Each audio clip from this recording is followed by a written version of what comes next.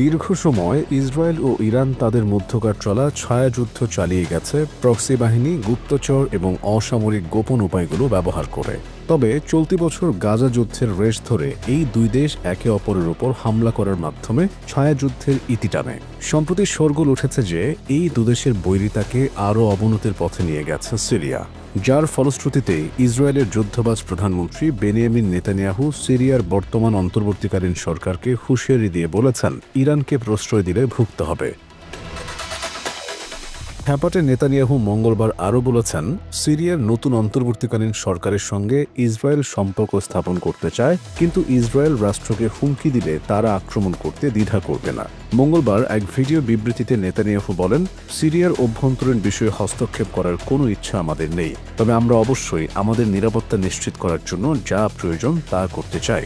তিনি বলেন, ইসরায়েলি বিমান বাহিনী সিরিয়ার ক্ষমতাচ্যুত আসাদ সরকারের রেখে যাওয়া সামরিক কৌশলগত অবকাঠামো লক্ষ্য করে বোমা বর্ষণ করছে, যাতে এসব সামরিক সরঞ্জাম জিহাদিদের হাতে না পড়ে। নেতানিয়াহু বলেন, আমরা সিরিয়ার নতুন সরকারের সাথে সঠিক সম্পর্ক চাই, কিন্তু যদি এই সরকার ইরানকে সিরিয়ায় নিজেকে পুনঃপ্রতিষ্ঠিত করার অনুমতি দেয় বা ইরানি অস্ত্র বা অন্য কোনো অস্ত্র হিজবুল্লাহর কাছে হস্তান্তরের অনুমতি দেয় অথবা আমাদের উপর হামলা চালায়, তাহলে আমরা জোরপূর্বক জবাব দেব এবং আমরা এর থেকে ভারী মূল্য আদায় করব। তিনি হুঁশিয়ারি উচ্চারণ করে বলেন, আগের শাসনামলে যা হয়েছে তা এই সরকারের ক্ষেত্রেও ঘটবে। সিরিয়ার অন্তর্বর্তী সরকারের প্রধানমন্ত্রী হয়েছেন মোহাম্মদ আল বশির। 2025 সালের 1 মার্চ পর্যন্ত তিনি এ দায়িত্বে থাকবেন। গত মঙ্গলবার টেলিভিশনে দেওয়া এক ভাষণে এ সিদ্ধান্তের কথা জানিয়েছেন তিনি।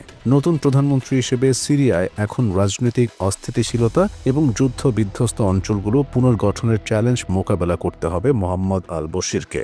তবে তিনি ইসরায়েলের সাথে কেমন সম্পর্ক বজায় রেখে চলবেন তা এখনও নির্ধারণ করা সম্ভব হয়নি। এদিকে সিরিয়ার সীমান্ত বরাবর বাফার জোন থেকে সেনা প্রত্যাহার করার জন্য ইসরায়েলকে আহ্বান জানিয়েছে ফ্রান্স। অন্যদিকে জার্মানি এবং স্পেন জেরুজালেমকে তার উত্তর সীমান্তে বর্তমান সংকটকালে সংযম দেখানোর আহ্বান জানিয়েছে।